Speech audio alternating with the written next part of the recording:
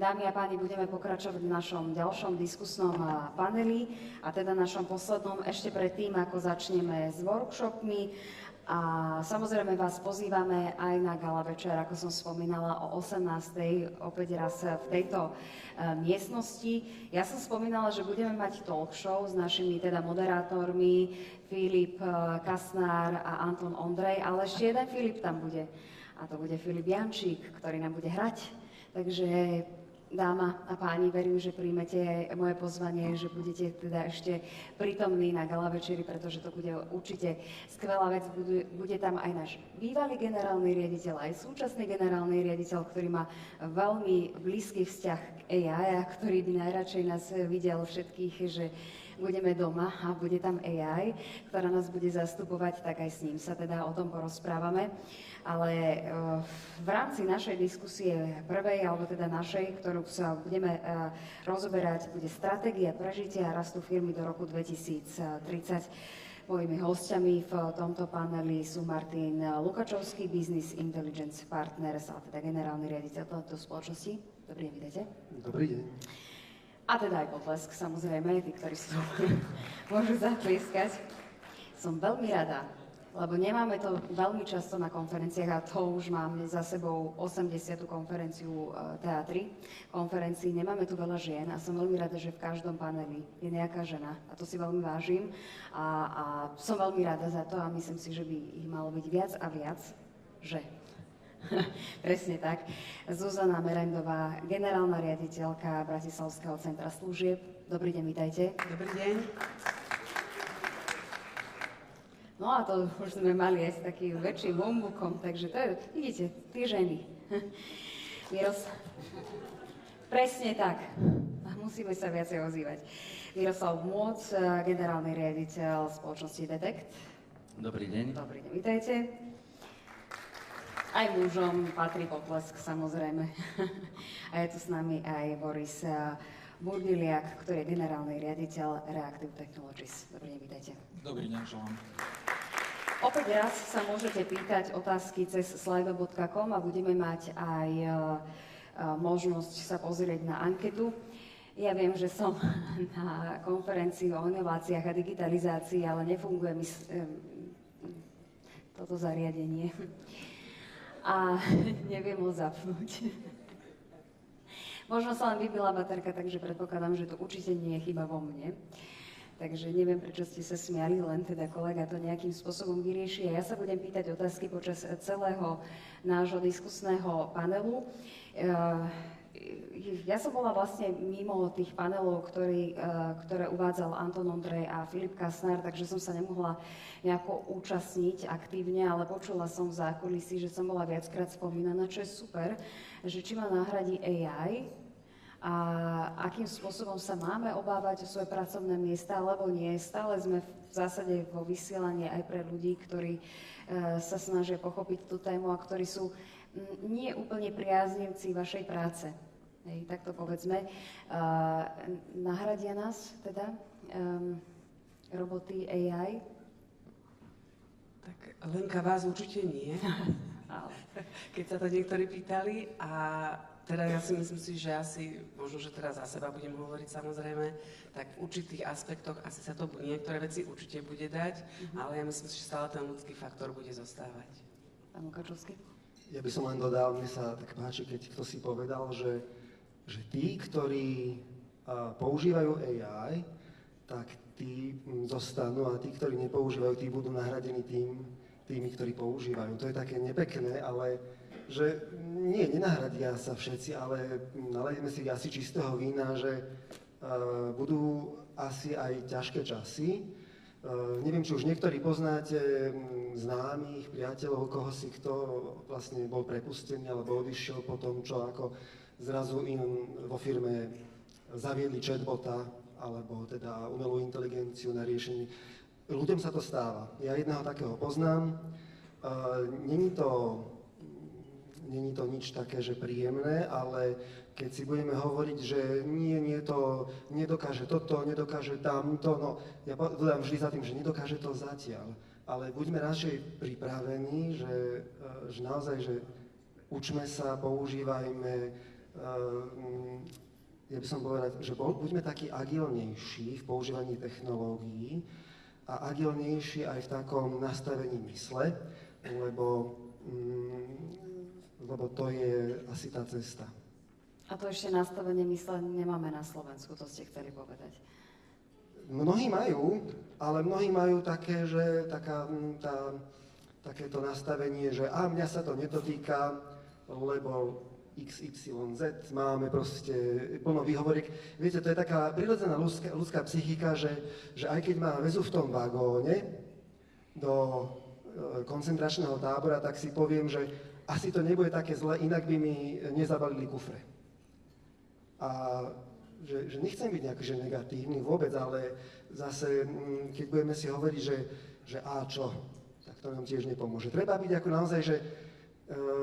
naozaj agilný, flexibilný v tom používaní a pomáhali sa s tým zoznamovať, ale lepšie rýchlejšie ako pomaly. No, toto je taká úvodná otázka na všetkých, teda, že či nás nenahradia, to sú také teda úvahy na úvod. Páni, aký vy máte na to názor, alebo teda už sme počuli aj v prvom paneli nízko kvalifikované pracovné pozície, možno nejaké špecifické odvetvia, ktorých sa to najviac bude týkať v nasledujúcich rokoch. Nech sa páči. Ja by som možno ešte spomenul k tým moderátorkám. Vlastne k ním presne nie, ale vyjadril by som sa k podcasterom. Jeden známy britský podcaster, ktorý má milióny followerov, sa rozprával s AI expertom na bezpečnosť a ten mu vlastne vysvetlil, že čo vlastne podcaster robí. Rešeršuje. Dnes AI-ka vie prelúskať o mnoho väčšie kvanta informácií, ako dokáže človek a dokáže nájsť naozaj rôzne nuancy informačné v tých zdrojoch, ktoré sú dostupné na internete, vie ich zosyntetizovať, položiť správnu otázku a ešte aj čo chvíľa budeme mať celkom hodnoverné generovanie tých videí, už sme teda dosť ďaleko, ale vie to byť ešte lepšie. Takže moderátori možno o robotu neprídu, ale podcasteri áno. Neviem, aký je tam veľký rozdiel. Ale myslím si, že pre vás hrá váš brand a dobre, nemusíme sa úplne sústrediť na mňa, nebola by táto konferencia, bola úplne o mne a o mojom prepuštení, ale dobre, od moderátorov ďalej. Poďme na iné nejaké ďalšie odvetvia, ktoré to môžu ohroziť reálne. Teda moderátori, dobre, nejako sa zachováme v nejakom teda... No tak ohrozené už teraz sú customer support a podobné pozície, ale platí to, čo hovoril Martin, že vlastne ľudia, ktorí využívajú AI, ešte zajdú dosť ďaleko, ale tiež tam treba dávať pozor na ten mindset, akým používajú AI-ku, že ak je človek lenivý a použije tú AI len preto, aby si veľmi zjednodušil robotu a spraví copy-paste a tým je jeho robota hotová, pričom nezapojí tam kritické myslenie, nedá nič navyše, tak ten veľmi ľahko môže byť nahradený. Ale keď niekto je akože stále on top of it, že vníma, čo tá AI mu dáva, kriticky sa na to pozerá, rešeršuje ďalej a vlastne používa to na amplifikáciu svojho výkonu, tak taký zostane relevantný ešte dlhú dobu. Pán Moc? Ja si myslím, že určite AI zmení dobu. V každom prípade si myslím, že určite možno, že aj zrýchli celý svet, tak ako sa to deje. Tá efektivita bude, dajme tomu, že ešte zase vyššia, pretože tie niektoré čiastkové úlohy už nebudeme musieť riešiť my a možno nejakú analýzu dát a podobne. Ale určite ľudia niektorí zmenia tie pozície, že zrazu budú musieť ísť na iné pozície, ale ja si skôr myslím, že sa budeme môcť možno venovať práve tej hodnotnejšej práci.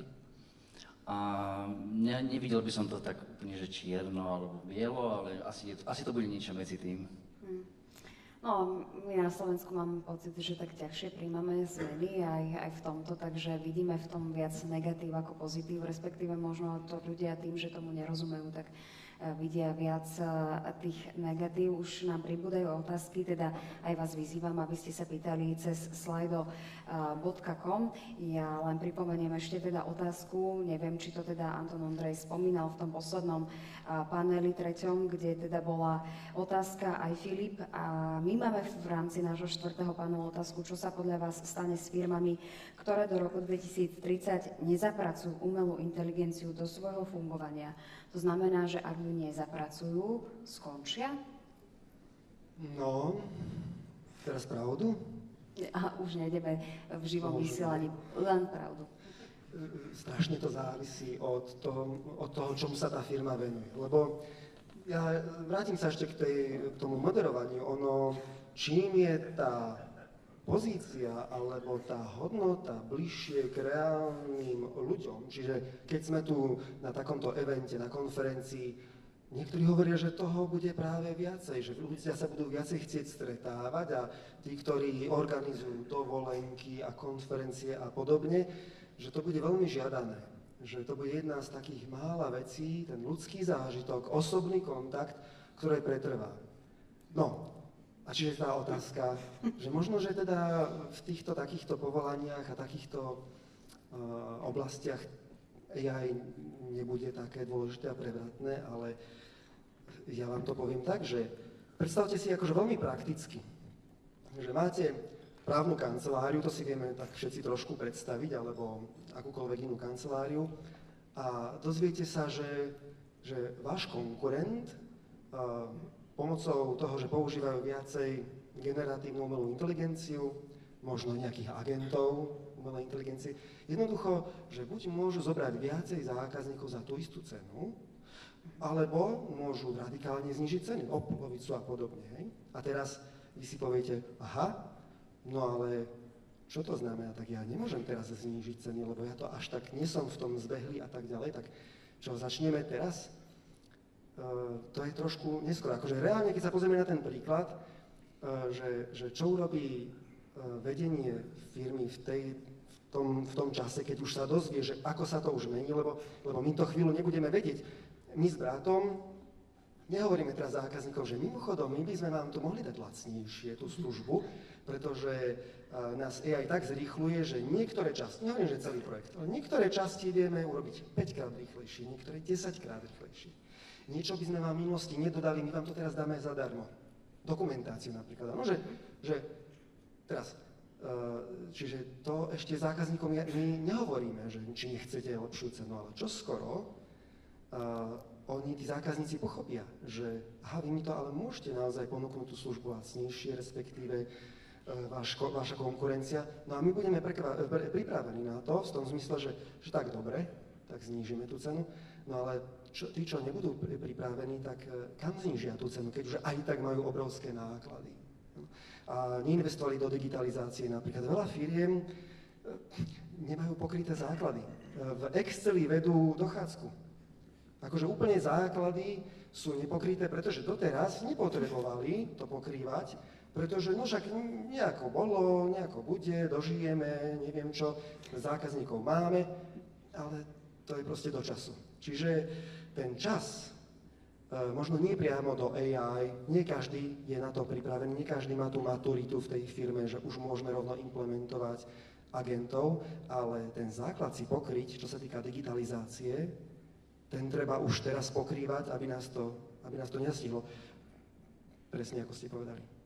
Ďakujem pekne, keď rozprávame o firmách, to je jedna vec, ale napríklad samospráva. Alebo teda to je ďalšia kapitola, že ja si to úplne neviem predstaviť, to prepojenie, to je na Slovensku úplne, že zvláštne prepojenie, akým spôsobom by sme vlastne mali na to pozerať a že tam by mali byť tie technologické inovácie, ktoré by ako nám občanom mali pomôcť. To je utopia? Ja dúfam, že to nie je utopia, len si možno, že budeme musieť trošku dlhšie počkať. Možno, že častokrát tá implementácia práve v tej oblasti tej verejnej správy alebo samospráv trvá trošku dlhšie, ale to neznamená, že táto téma tam takisto nerezonuje. Takže to je tá dobrá správa, že naozaj aj mesto Bratislava naozaj sa baví o týchto témach, snaží sa prinášať mnohé inovácie, ktoré potom prinášajú možno, že lepšie služby občanom, lepšie služby ďalším mestským podnikom, to znamená taký ten vzťah B2B, lebo aj toto tam máme. A potom samozrejme následne tie jednotlivé mestské podniky alebo aj samospráva zase lepšie slúžiť tým občanom, takže stále tam platí nejaký taký ten domino efekt. A len samozrejme v určitých veciach to trošku niekedy dlhšie trvá. Ale jednoznačne je toto téma, ktorú si aj mnohí vlastne aj v oblasti samosprávy uvedomujú a snažia sa mnohé inovácie prinášať. A ja zároveň iba tu poviem, že častokrát napríklad práve v oblasti tej samosprávy to nemusí byť niečo úplne že nové, prevratné. Niekedy je fajn, keď sa zavedú aj veci, ktoré už niekde inde fungujú. Že pre mňa aj napríklad oblasti inovácií môže byť práve takáto vec, že nemusíme za každým niečo nové a niečo skúšať, ale vôbec priniesť niečo, a to myslím, že práve do tej oblasti samosprávy, kde je veľa možno, že nechcete experimentovať a stále niečo úplne nové prinášať, je takisto začať vnášať aj tie veci, ktoré fungujú niekde inde, napríklad v zahraničí, a zase inšpirovať sa a začať ich prinášať viacej aj na Slovensko. Poďme byť teda trošku konkrétnejší, že kde vidíme tie také citeľné zmeny a hlavne, že kým sa vlastne inšpirujeme. V oblasti inovácií a celkovo vlastne alebo umelej inteligencie, tak ja myslím si, že presne ten trend je určite celosvetový, určite samozrejme aj mnohí ľudia chodia na rôzne konferencie, čiže určite je veľká inšpirácia zo zahraničia, je mnoho spoluprác, ktoré samozrejme fungujú na viacerých úrovniach. Musím povedať, že napríklad mesto Bratislava má takú celkom intenzívnu spoluprácu aj s Bloombergom, možno, že mnohí poznáte. Je to takisto zase taká oblasť, ktorá je samozrejme zase dobre, keď sa tie informácie vymieňajú, a samozrejme zase je to aj prepojenie toho komerčného s komerčným svetom. Takže ja myslím, že tá výmena informácií určite funguje, aj tá inšpirácia. Už nám pribúdajú, teda postupne pozerám, dosť veľa otázok. Úvaha pre diskutujúcich: sadili by v roku 2030 do lietadla, ktoré by bezpilotne ovládalo AI, alebo by pre pocit istoty stále musel sedieť pilot na mieste? Páni, pomoc. Sadli by ste si do to je takéhoto taká lietadla? zaujímavá otázka. Nie. Chcete povedať asi nie? skôr nie, zatiaľ v tejto chvíli. Pretože? No tak tá dôvera tam asi nie je ešte taká, aká by asi mala byť. Ja si asi počkam na to, kým to bude troška lepšie. Tak to som veľmi teda rada za túto odpoveď. Pán Budilek, nech sa páči. No, za 5 rokov už asi áno. Veď lietadla sú už dnes dosť automatizované stroje a za 5 rokov môžeme byť už tak ďaleko, že aj to lietadlo bude autonómne. Možno len kratučko dodám, že veľmi praktická je otázka autonómnych vozidiel.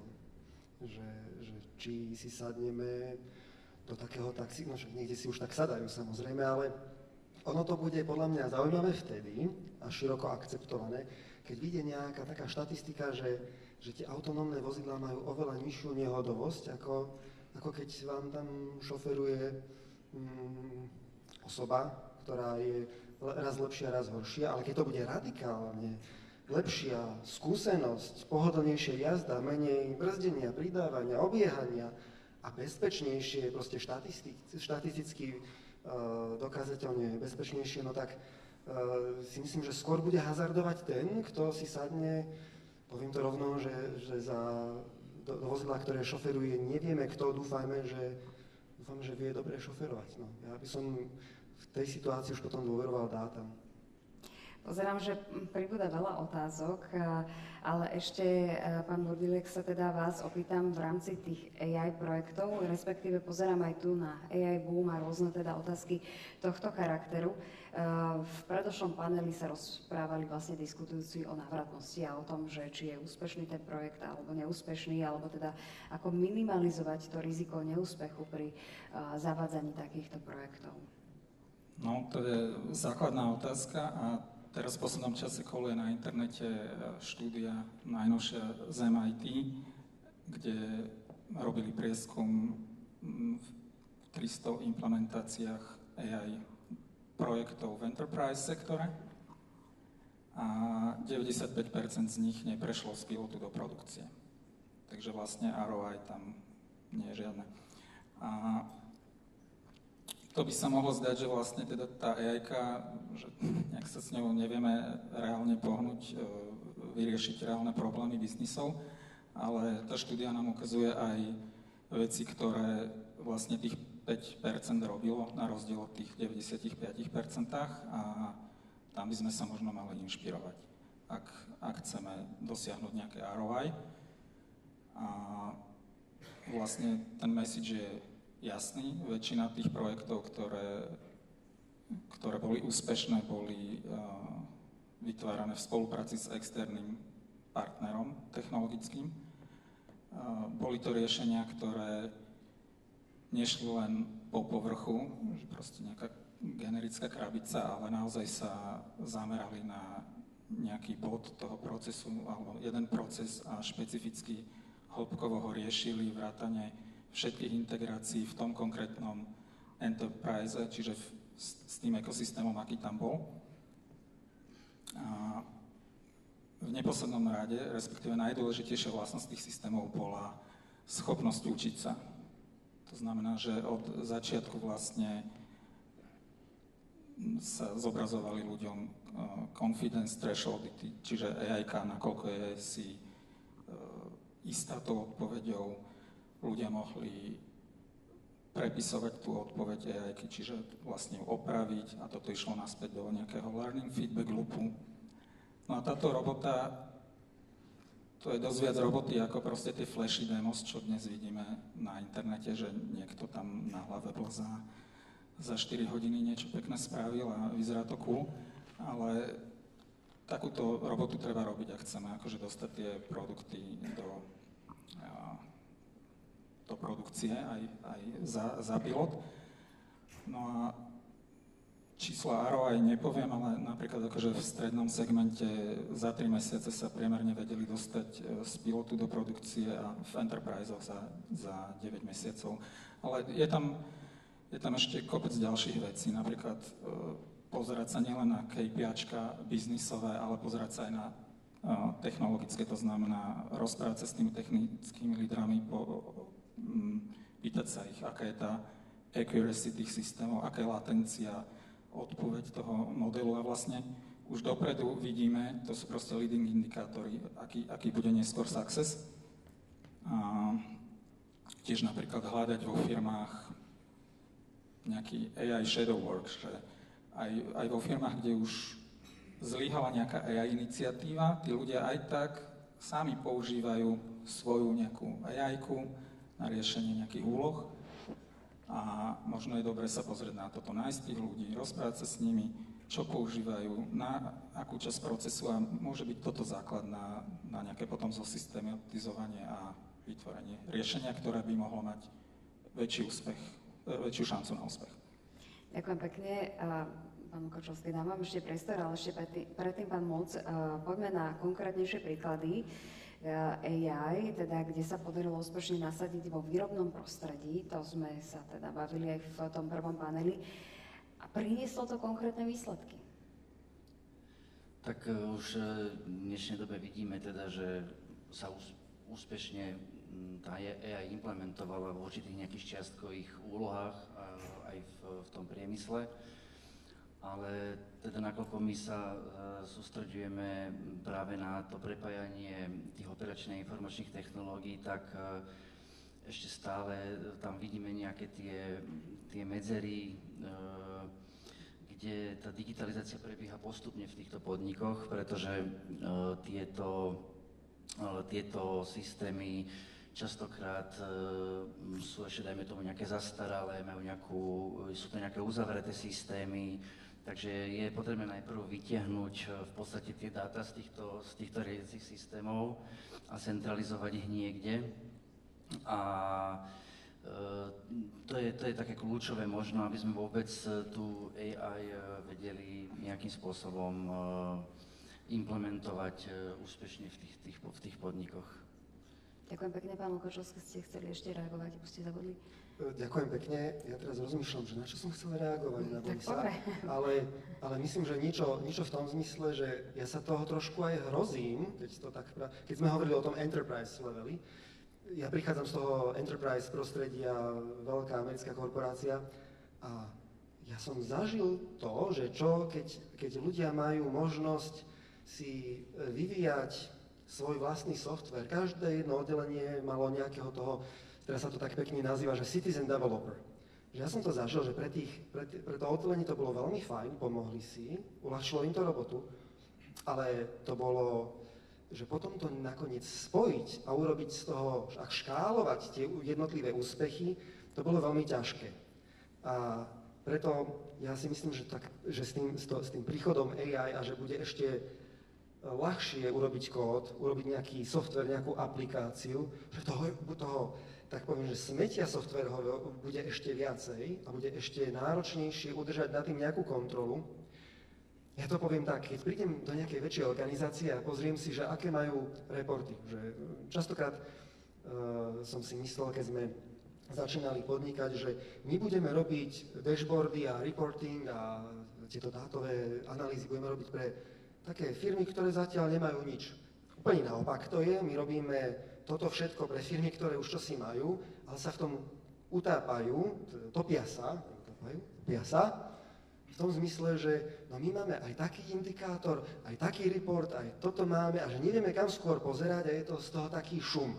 Toto podľa mňa podobné príde trošku, že bude ešte viacej, prepáčte za ten termín, neviem ako to presne preložiť, disposable software, to znamená, že niečo ako, že software na jednorazové použitie, alebo čo si také, že toho bude viac a viac a potom bez toho správneho vedenia to bude dokopy spojiť, to bude akože veľmi ťažké. A čo to znamená pre mňa? Ja keď si to takto všetko pospájam, tak mne to vychádza, že pre veľké firmy, enterprise level, to bude hrozba, to, čo teraz prichádza, a pre menšie firmy to bude obrovská príležitosť.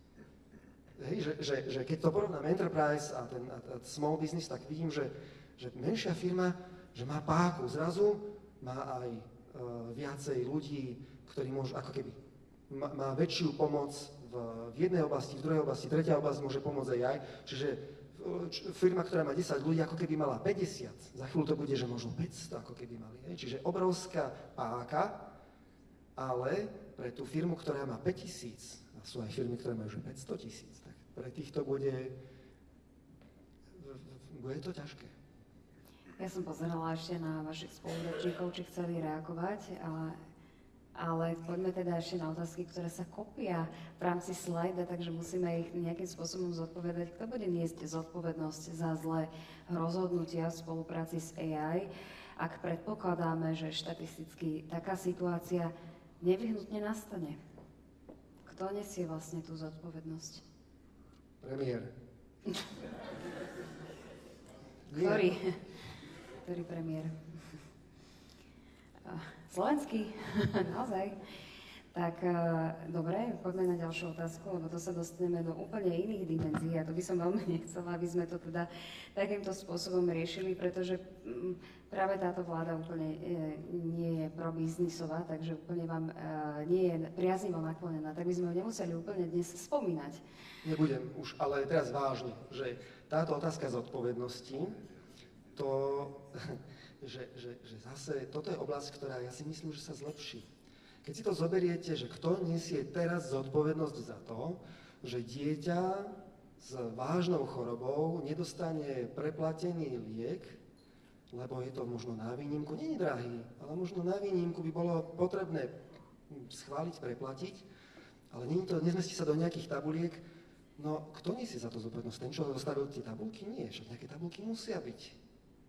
Že žijeme v dobe, ktorá je, a myslím, že sa pomaly končí, kedy proste tá zodpovednosť je totálne rozpitá.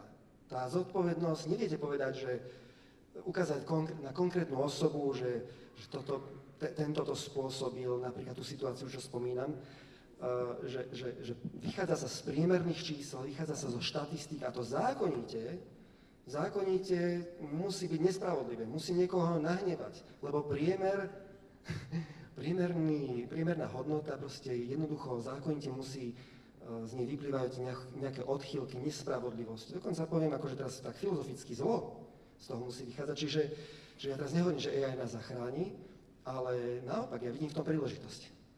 Pán Burdiliak chcel reagovať?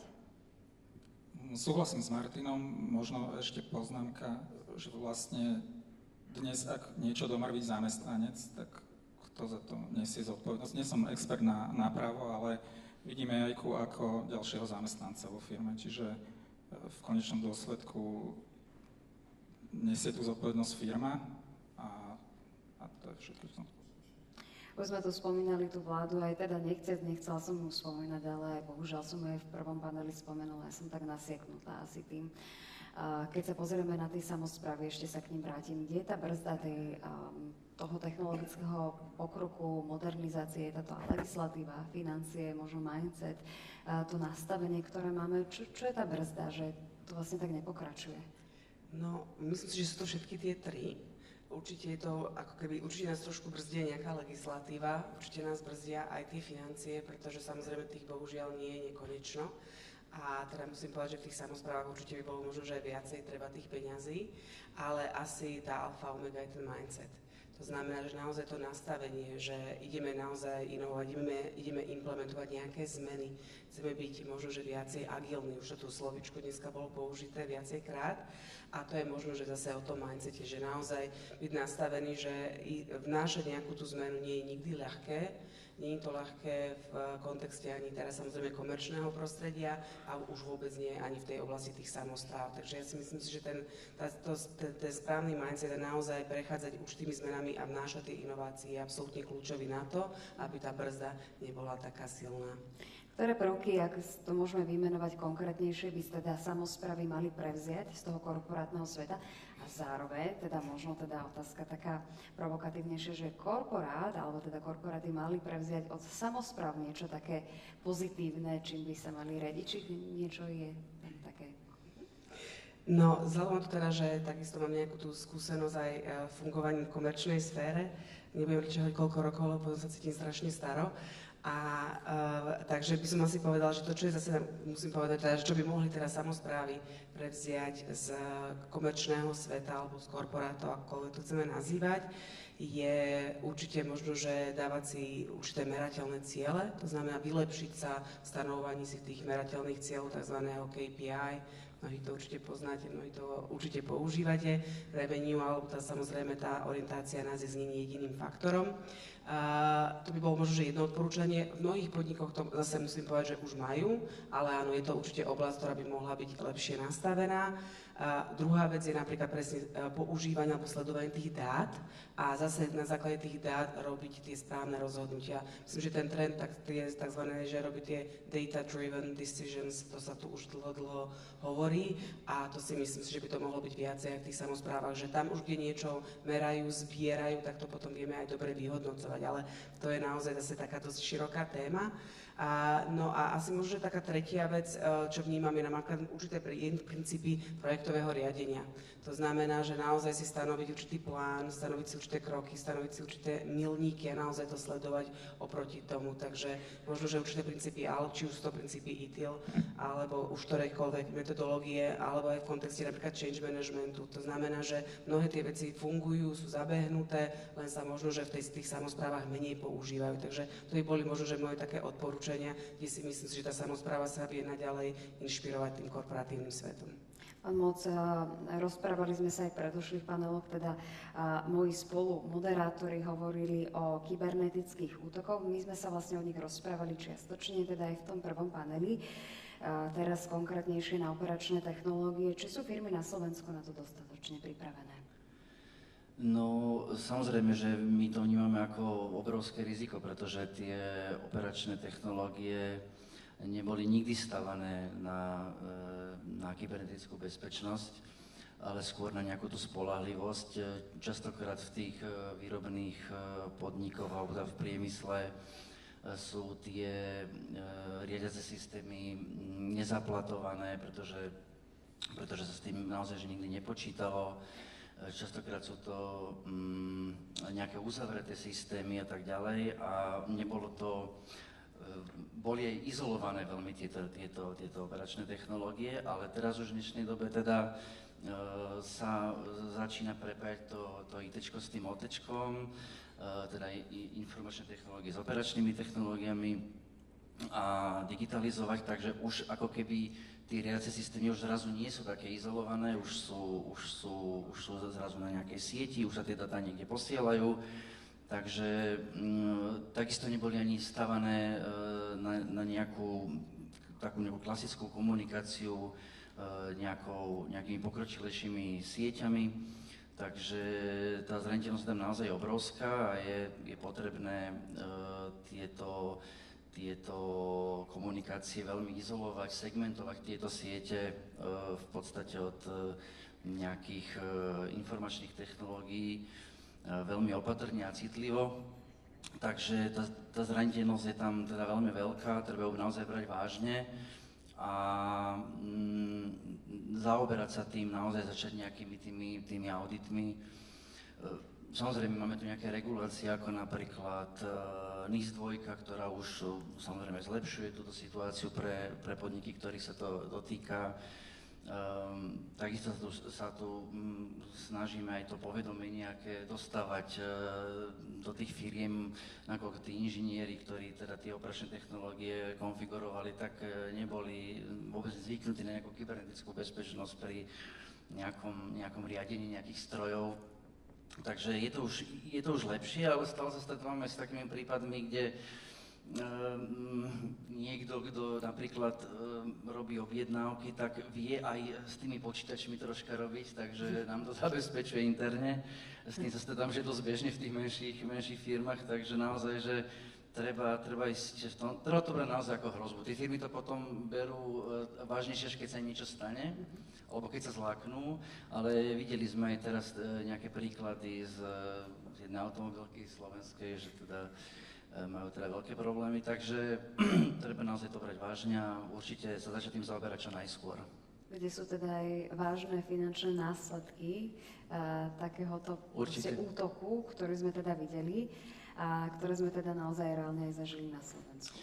Určite a potom tie následky finančné sú ďaleko väčšie, no. Takže treba sa tým zaoberať, buď si nájsť nejakého veľmi kvalitného partnera v oblasti tej kybernetickej bezpečnosti, alebo možno nejakými internými kapacitami to zabezpečiť, ale je to veľmi, veľmi dôležitá téma v dnešnej dobe a naozaj sa je treba venovať. Poďme sa pozrieť teda na vyhodnotenie, alebo teda čiastočné vyhodnotenie tej otázky, ktorú som položila. Čo sa podľa vás stane s firmami, ktoré do roku 2030 nezapracujú umelú inteligenciu do svojho fungovania? 59% ľudí z publika zahlasovalo, že záleží na firme. Nie každá potrebuje AI, niektoré uspeli vďaka ľuďom, kultúre alebo špecifickému know-how. 32% má problém, AI sa stane takou samozrejmosťou ako internet, bez nej budú mimo hru. 9% prežijú úplne v pohode. AI je len ďalší nástroj, nie každý trend musí byť pre všetkých, takže vlastne to nie je pre nás všetkých. Pravda, akože je pravda, ale predsa, že predstavte si, že pamätníci niektorí si pamätajú, ja teda som to nezažil, keď som nastúpil do korporácie, už sa e-mail používal bežne. Ale niektorí si pamätajú, že ešte bola doba ne-e-mailová, normálne sa posielali listy. Alebo teda, samozrejme sa telefonovalo, ale keď nie je niečo vážne, tak list sa poslal, samozrejme, komunikovalo sa takto.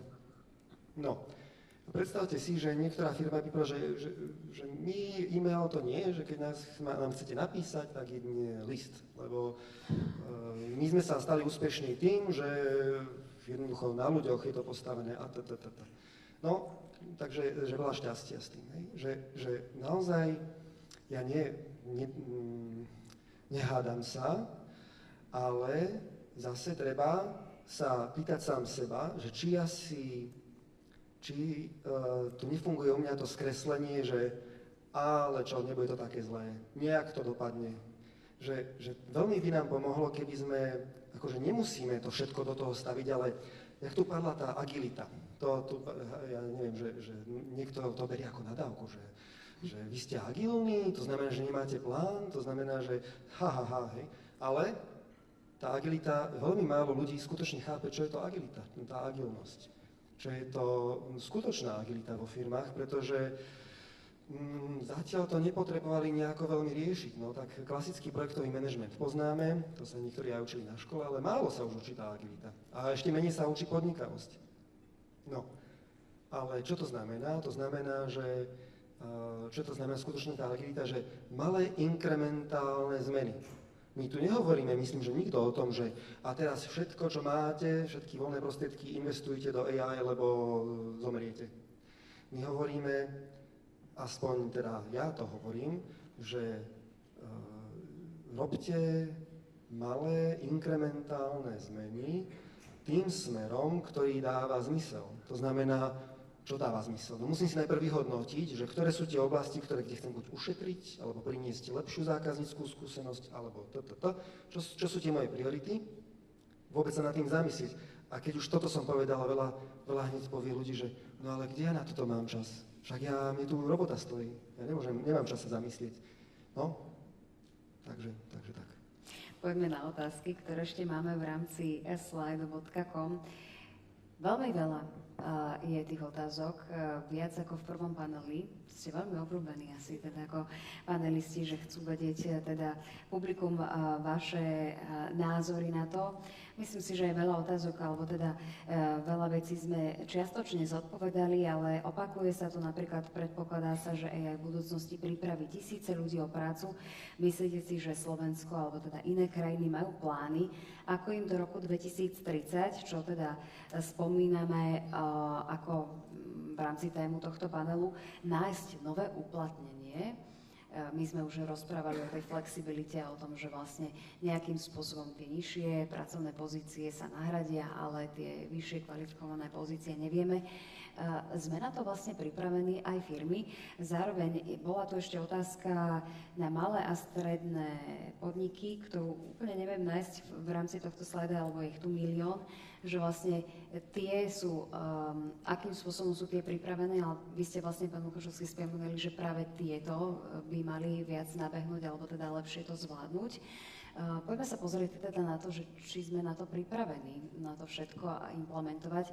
Jedna vec je to odborné publikum, ktoré tu máme dnes. Druhá vec je publikum, ktoré nás sleduje v rámci spravodajskej televízie Teatry, ktoré tomu veľmi neverí.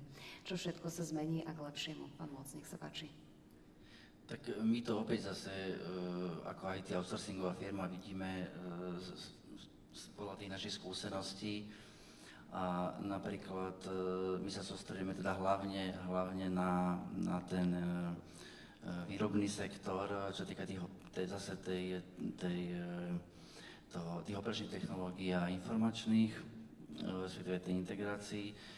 A častokrát tie firmy ešte pri tej digitalizácii samotnej naražajú na nejaké tie praktické prekažky. Napríklad majú neúplné dáta ešte stále v dnešnej dobe, hej, že sú roztrieštené aj, dajme tomu, naprieč nejakými oddeleniami, alebo im nejaké dáta chýbajú, nevedia ich z niektorých tých čiastkových systémov úplne dostať. A vlastne tá AI nám nevidí do hlavy, hej, že v podstate stále sú potrebné ako keby tie dáta na to, aby sme vôbec vedeli tú AI nejakým spôsobom využiť. Ďalší možno takou praktickou prekažkou je aj nejaká obava, hej. Doteraz sme tie systémy mali izolované, bezpečné a zrazu máme tie dáta niekde uploadnúť do cloudu alebo proste nejaké servery, niekde ich centralizovať. Takže sú tam aj takéto samozrejme nejaké prírodzené obavy, ktoré treba tiež prekonať a v neposlednom rade sú to napríklad aj investície. Tie prínosy AI častokrát sú pomerne abstraktné oproti tým aktuálnym nákladom, ktoré sú už nejaké vyčíslené. Takže toto sú také nejaké praktické prekážky, ktoré tu reálne zatiaľ sú, ale Ja si myslím, že cestou by mohli byť nejaké pilotné projekty. Čiže možno, že nejak tú AI implementovať na nejakých čiastkových pilotných projektoch a tam vidieť možno ten úspech alebo teda nejakú tú relevanciu alebo návratnosť a takto začať. Môžem len kratučko? Lebo toto je veľká vec, pilotné projekty, ale dve veci k tomu, že to musí byť malý rozsah a musíme byť pripravení to rýchlo, ten pilotný projekt aj skončiť a ísť ďalej.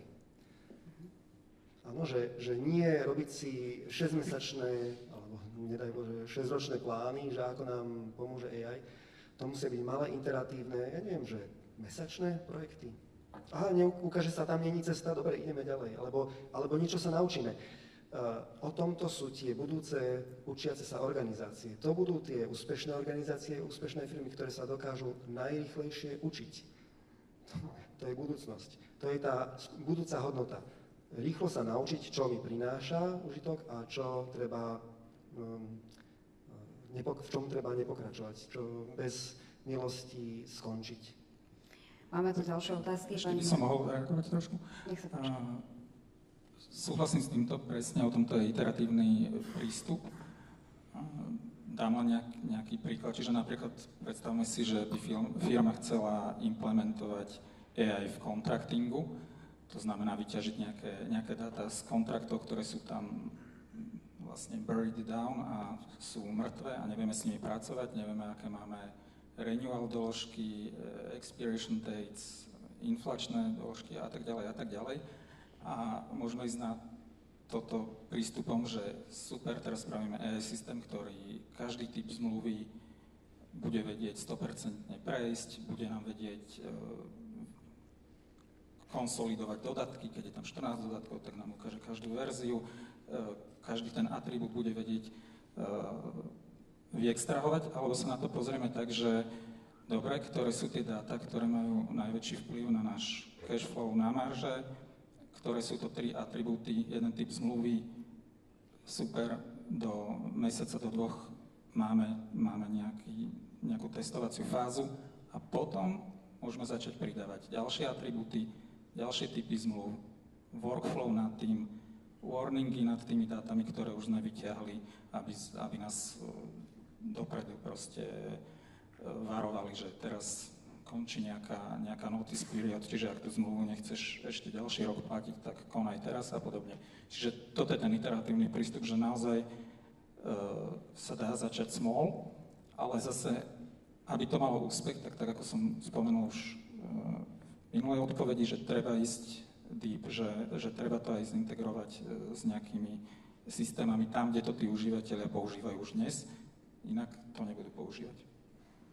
Ja by som iba zareagovala, že v kontexte zase trošku možno že tej verejnej správy, viem, že sa veľa rozprávam teda o AI a to je taký pre nás možno že ten druhý krok, lebo myslím si, že strašne dôležité je, že aby sme najskôr prechádzali tým prvým krokom a to je vôbec tá digitalizácia, to je možno že ten step one a trošku chránili aj tie stromy, to už dneska tu tiež odznelo, že aby sme možno že boli viacej paperless a teda tie niektoré veci viacej automatizovali a digitalizovali a potom následne samozrejme na to našali aj tú AI-ku. Ja len chcem povedať, že som si všimla, že to moji kolegovci to volajú AI-ku, u nás medzi dievčatami to voláme skôr chat, takže každý si to zosobňuje nejakým iným Ešte pohľadom. otázka teda aj bola na vás, či tá digitalizácia, ktorú spomínate, je digitalizácia verejnej správy cestou k úsporám, ktoré štát dnes deklaruje ako potrebné a v akom čase? S čím začne mesto Bratislava, aká má KPIs do roku 2030? Tak čo sa týka vôbec úspory vlády, tak to by som nechala na nich asi odpovedať, pretože myslím, že toto sa všetci pýtame stále, ako to bude s rôznymi opatreniami, ktoré sú teda predstavované v rôznych dávkach, takže na to bohužiaľ teda ja odpoveď nemám, že ako to všetko štát plánuje, teda či to bude súčasťou tej konsolidácie.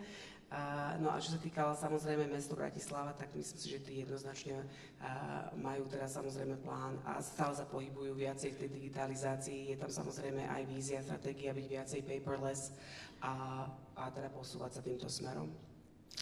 Pozerám ešte teda na otázky, sú tu opäť teda otázky ešte teda na to lietadlo, hneď v úvode, čo sme spomínali, autonómne taxiky, sú tu teda reakcie na to, veľa je tu otázok na to, ako bežný užívateľ na Slovensku je vlastne na ten AI boom pripravený, nielen teda z pohľadu firiem, teda, ktoré teda spomíname, ale to naozaj to užívateľské, či sme na to všetci pripravení, už sme to tu viackrát spomínali, zrejme nie, nepríjemné. No, viete, bežný užívateľ častokrát mal prvú nepríjemnú skúsenosť s ChatGPT alebo iným nástrojom a tak na to zanevrel, že tak to asi, keď ani nevie, ako sa to volám, tak čo to není múdre, to je hlúpe, keď nevie toto. Alebo iný, ešte som počul taký príbeh, že ale čo, veď to len predikuje ďalšie slovo, to je jednoduché. A mňa tak trošku vyrušuje, že podobne ako už som to počul, že ja v skutočnosti neviem, že ako keď ja rozprávam, že ako ja generujem tieto slova. Že to tiež není, že dopredu som si napísal, premyslel každú vetu, že my v skutočnosti nevieme, že ako náš mozog generuje ďalšie a ďalšie slova. Ja neviem, ako ukončím túto vetu. Áno? Že začnem vetu, neviem, ako ju ukončím. A to neznamená teda, že tak to je hlupák, že nemá to ani dopredu premyslené. Že treba byť taký, že v istom zmysle pokorný a prijať, že dobre, nevie toto, nevie tamto, nevie to zatiaľ. A byť voči tomu možno taký do budúcna otvorený. My s bratom robíme primárne že také pokročilé analytické dashboardy pre firmy, prichádzame do styku so zákazníkmi, keď majú že naozaj veľa všeličoho, ale im to neslúži a dávame im to do poriadku.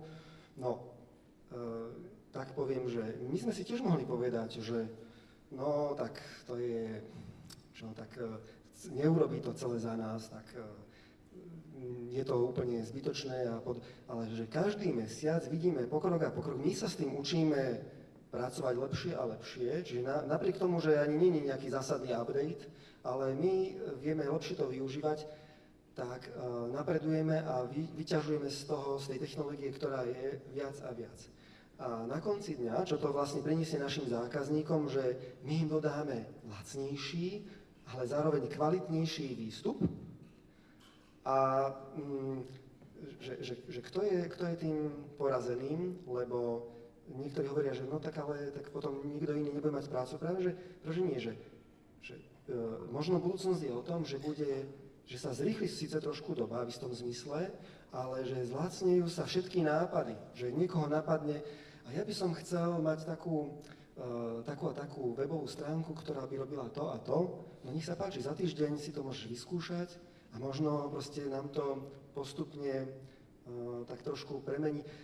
Posledná vec, lebo skáčem, ale posledná vec, že my sa tu bavíme o dobe AI a ja mám pocit, že to není, že nič zásne. Ono je to, 1971 sa niekde udáva, že tam začala doba softvérová.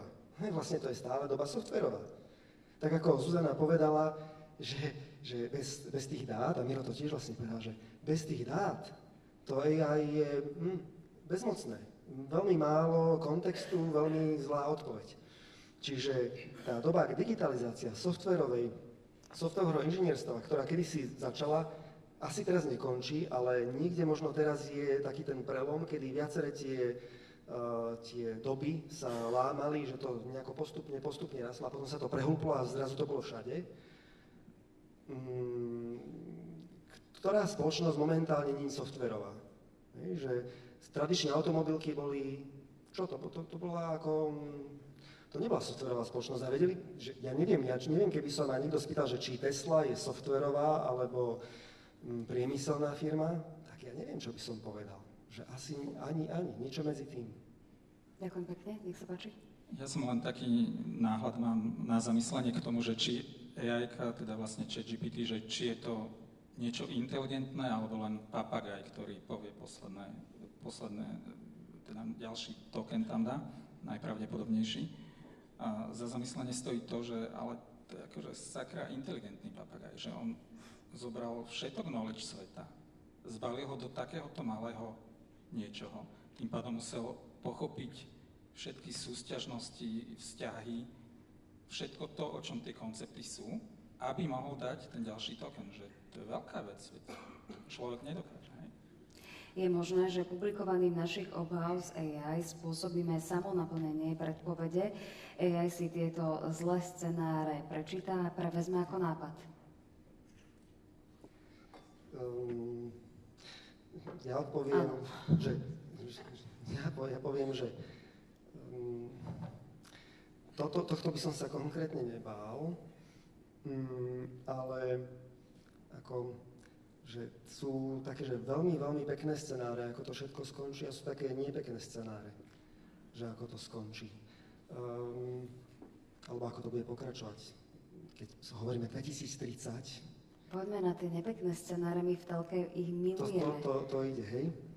Tak, že mne sa páči tá myšlienka, že my ani sa nedokážeme o tých nepekných scenároch rozprávať, lebo my nad tým rozmýšľame našou inteligenciou. Ak raz nastane AGI, Artificial General Intelligence, tak ten nepekný scenár môže byť tak dobre vymyslený, že si to ani nevieme dobre predstaviť teraz. Že nechcem strašiť, ale rovnako môže byť ten úžasný scenár taký, že si to nevieme predstaviť, že teraz si myslíme, ľudia prídu o prácu, možno zlacne energia vďaka tomu, že AGI nám pomôže prísť na nové spôsoby využitia energie.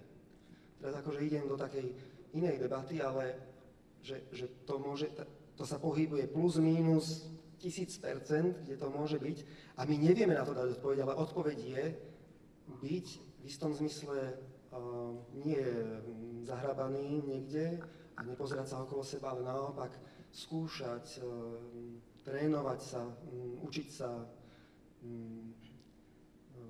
skúšať akože naozaj niečo vytvoriť s pomocou AI. A byť otvorený tomu, že dobre, tak teraz ma sklamala nejaká odpoveď, ale že sklamala ma dnes, zajtra už to môže byť lepšie. Vy ste taký pozitívne naladený, ale to je dobré na posledný panel. Pán Moc? Samozrejme, tie katastrofické scenáre boli pri všetkom novom. Keď mi prišlo niečo, či už je to nejaká elektrická energia alebo čokoľvek, takže myslím si, alebo internet, hej, vôbec všeobecne, takže ja by som asi nepredbiehal.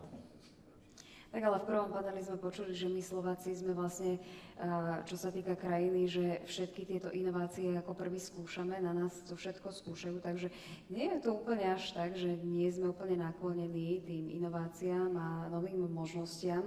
Práve, že my toto všetko vyskúšame ako prvý, tak je to fajn, len potom niekedy tá implementácia, respektíve to, ako sa úplne na to nasadíme, tak to je možno nejaké komplikovanejšie. Dnes najväčšia výzva je teda, nie sú tie nekvalitné dáta alebo nedostatok dát, ale skôr tá nekvalifikovaná pracovná sila, ktorá na to má nastúpiť, že to vidíte ako v rámci tej pracovnej sily najväčší problém aj v samospráve, aj teda v súkromnom sektore? Ja iba rýchlo záredu na margo teda tej pracovnej sily, že to je určite, a myslím, že to aj dneska odznelo, že máme nedostatok kvalifikovanej práce vo rôznych odvetviach, takže nie je to určite zase len možno, že v tej samospráve, v tom verejnom sektore. Tam to samozrejme je určite citeľné a zároveň je to aj určité generácie, ktoré sú viacej zastúpené. To znamená, že tu zase ja vnímam to, že tá umelá inteligencia tým, že vlastne sa možno, že viaceré veci začnú postupne implementovať a možno, že trošku vyriešia tento problém, a hlavne čo sa týka nejakých tých manuálnych alebo repetitívnych procesov, ktoré samozrejme sa nachádzajú. Takže tamto vnímam práve, že to môže trošku pomôcť aj s takou nejakou tou digitalizáciou, obmenou a transformáciou ako takou, a tým pádom sa doplnia aj tie také vlastne kapacity, ktoré dneska vlastne nám v tom segmente chýbajú. Páni, ešte chceli reagovať vlastne aj na tú pracovnú silu. Ak nie, tak poďme dať jednu radu slovenským firmám, inštitúciám. Už tu boli aj teda tie otázky, neviem, či som ju teda našla, alebo som ju opäť stratila. Do roku 2030 malá stredná firma na Slovensku, aby bola do roku 2030 konkurencieschopná. Možno aj takú radu, ktorí sa toho boja, akým spôsobom by mali byť konkurencieschopní. Aj vďaka tomu, pán Lukačovský. Možno len kratučko k tej pracovnej sile.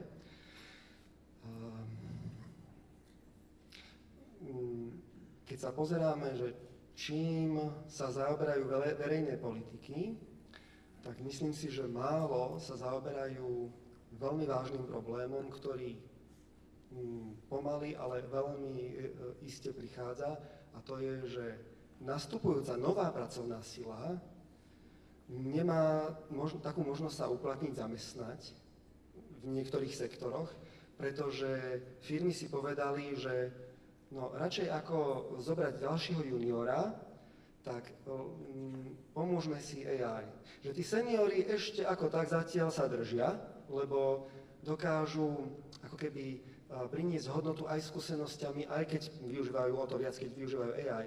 Ale firmy sa častokrát povedia, že čo my by sme prepúšťali? My jednoducho nezoberieme nových vyštudovaných ľudí a to je niečo, čo je tak, že pomerne už sa ukazuje v niektorých krajinách akože trend a my sa tým nezaoberáme, ale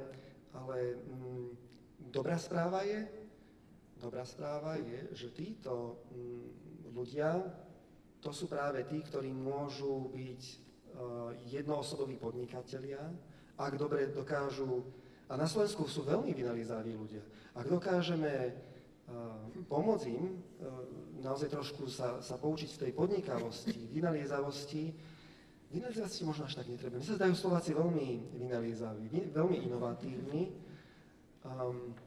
že na tomto treba stavať a dať im podmienky, aby, aj keď ich nezoberie tá veľká korporácia, ako ja som bol veľmi šťastný, 20-ročný som študoval vysokú školu a zobrala ma korporácia na pekný plat, no teraz by ma asi už nezobrali v tejto situácii. Skôr by som bol naozaj nútený nejako si pomôcť sám, nejakou podnikavosťou. A toto by sme mali, štát by mal podporiť, respektíve znížiť bariéry práve týmto ľudí, tejto generácii, aby sa nám nestala nejaká veľká bolesť. No a teda tá malá firma, stredná firma, jednoducho, tá je vo veľkej výhode, pretože tam nemusia príliš rozmýšľať nad tým, ako správne uplatniť agilné princípy. Častokrát tie malé firmy, tie agilné princípy, či chcú alebo nechcú, oni ich tak trošku už aj žijú.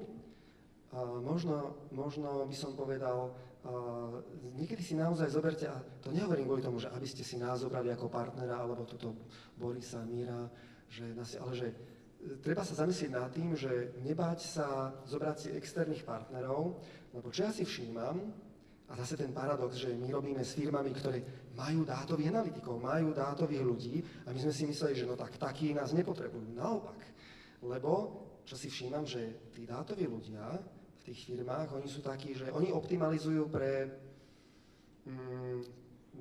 stabilný a bezpečný príjem a nie príliš veľa práce. Že chcú mať ako keby istý komfort. Optimalizujú pre komfort. A my ako externý partner si nemôžeme dovoliť optimalizovať pre komfort, my musíme optimalizovať pre dopad, pre ten impact, čo doručíme. My keď prídeme, a možno Boris je na tom podobne, my keď nedoručíme za 3 týždne niečo veľmi, veľmi užitočné, tak tá firma si povie, tak čo ja viem, tak skúsili sme, nevyšlo to, ale proste možno trošku, čo vidíme oproti Nemecku, Anglicku, iným, že oni oveľa sú otvorenejší pracovať s externou silou. Ale je tu jedno ale, že na Slovensku vidím, že keď externá sila, že nezaviažte sa k nejakému obrovskému kontraktu, poloročnému, ročnému na projekt, naozaj si tú firmu vyskúšajte na maličkých krokoch, oni nebudú veľmi tomu nadšení, ale tomuto doba teraz praje, týmto malým iteratívnym krokom a nech sa ukážu prvé 3 týždne, keď dobre pokračujeme ďalšími 3 týždňami. Volá sa to šprinty, veľa z vás to pozná. Proste poďme týmto šprintovým spôsobom, aby sa nestalo, že tá firma niečo doručuje rok a potom to musíme zahodiť a spalili sme na tom peniaze. To je toľko tých príbehov a preto sa ľudia boja. Nemusíte sa. Naozaj agilný prístup, malé iteratívne kroky, ktoré doručujú postupne hodnotu, to je tá cesta. A aj pre veľké firmy, len tie majú ešte iný problém, ktorý už nemám teraz čas rozprávať. Ešte posledná otázka, pán Burdiák chcel reagovať. Ja len nejaký môj postreh z toho, aký je stav malých a stredných firiem na Slovensku. Dosť veľa z nich vlastne nemá pokryté ani tie základnú digitalizáciu, že naozaj majú faktúry, zmluvy v šuplíkoch alebo iba nejaké skeny v dokument store a to je všetko, že vôbec nie sú živé a vôbec s tým nevedia pracovať a tým pádom ani neviem, že ako sledujú nejaké dôležité biznis metriky. Takže keď je otázka, ako zostať relevantný, tak prvá vec je dať si dokopy dáta. To znamená, aby sme vedeli, čo sa tam deje naozaj vo firme a potom sa dá už pozerať na to, že ako by tam vedela AI pomôcť, kde sa vie dať nejaký prediktívny model, ktorý vie nejako ušetriť peniaze a podobne. Takže začať naozaj tou dátovou vrstvou a znie to možno neuveriteľne, ale proste naozaj je to tak, že veľa firiem chce len to, aby oživili tie dáta a nemajú to ešte poriešené. Pán Moc, nech sa páči. Ja by som ešte možno rád dodal, že aj my ako teda firma, ktorá robí ten IT support, tak už to dávno nie je len o tom supporte, tie firmy už nechcú len ten čistý support, aj ten outsourcing nie je už vyslovene len o tom cost cuttingu, teda šetreniu nákladov, čiže firmy skorej hľadajú už nejakého inovačného partnera, niekoho, kto im prinesie nejakú flexibilitu, nejakú bezpečnosť a niečo teda hlavne inovatívne. Takže to je teraz tak sa vlastne pretransformoval ten outsourcing z minulosti doteraz. Takže určite treba ísť týmto smerom a nájsť si toho správneho partnera presne aj v tejto oblasti. Ďakujem pekne, dámy a páni, vyčerpali sme čas našej diskusie, ale verím, že sa vás ešte budú naši účastníci pýtať po paneli a samozrejme aj teda máme k dispozícii workshopy, ktoré sme vám avizovali, že začínajú od 16. kde sa dozviete viac informácií, alebo teda špecifickejšie sa môžete pýtať. Ďakujem vám veľmi pekne za túto diskusiu, aj za celú túto konferenciu v kontexte toho, ako som spomínala aj v prvom paneli, čo sa deje na Slovensku. Je to naozaj veľké osvieženie toho, že máme nejakú nádej aj víziu aj v tejto oblasti.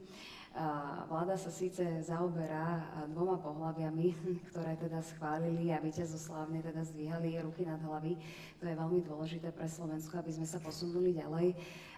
Ja som včera moderovala ešte konferenciu, kde sme vyzdvihovali najúspešnejšie e-commerce projekty a teda spoločnosti na Slovensku.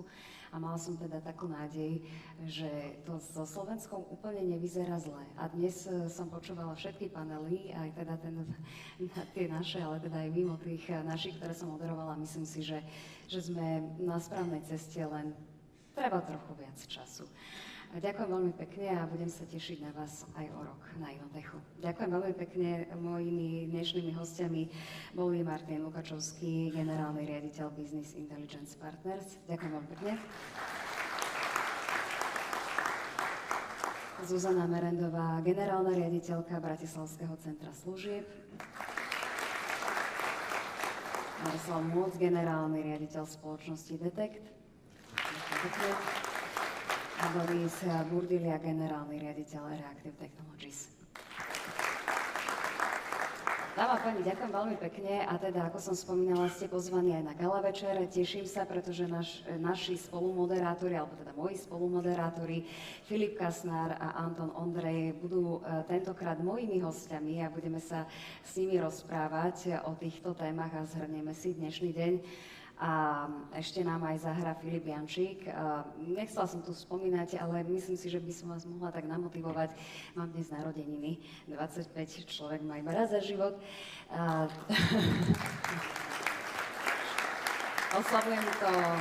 Oslavujem to prácou, pretože aj vládni predstavitelia spomínajú, že sviatky sa majú oslavovať prácou, takže som sa tým začala riadiť vo svojom živote a teda vás pozývam na moju party, ktorá začína o 18:00 a príde mi aj zahrať Filip Jančík, takže ste všetci pozvaní. Ďakujem veľmi pekne.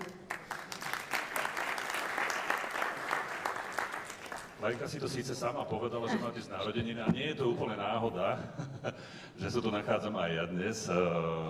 Moje meno je Maroš Havran, ja som generálny riaditeľ TA3 a ja by som chcel túto príležitosť využiť kvôli tomu, že ste tu všetci ešte ostali a ja aj v mene televízie TA3, ale aj v mene všetkých účastníkov konferencií, ktoré Lenka s nami robí a ktoré moderuje a takmer kompletne ich pripravuje.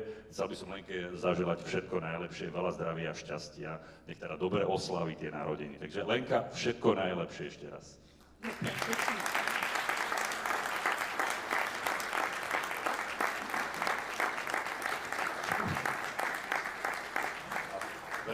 príjemnú party stolenku teda večer, keď vás pozval.